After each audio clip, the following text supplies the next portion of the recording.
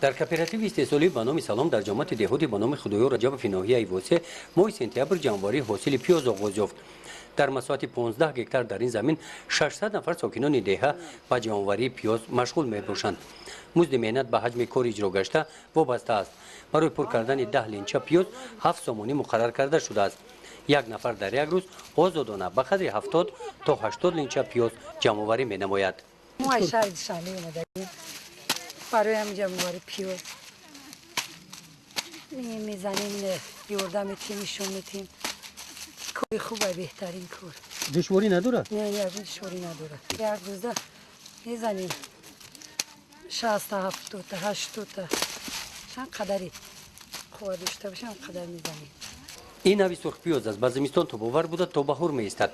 در ناحیه واسه مراتب اول برای تجربه مهمت کوریده شده است.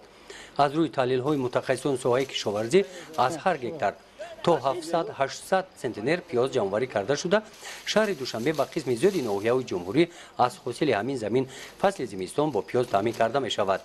این سال مهنتکشان خوجگی ما در میدان 15 گکتار زمین کشتی سبزیجات کردیم. امروز مهنتی دسترنج مردم است که امروز ما محصولات جمع‌آوری کرده ایستادیم. ان شاءالله باوری هست که محصولات حاصلاتی خوب شدگی ممکنه که از هر یک گکتار به حساب میونه 700 تا 800 سنتری محصولات جمع‌آوری شده ایستاده است.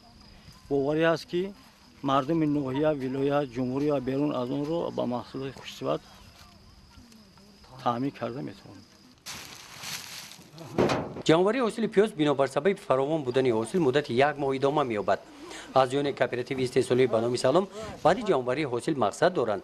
در کشت تیرماهی هم در این زمین همین نوع تخمی را می‌کارند. گزارش خواجه نظریف خدای نظر ظهورов از ناحیه واسه برای برنامه اطلاعاتی نوید.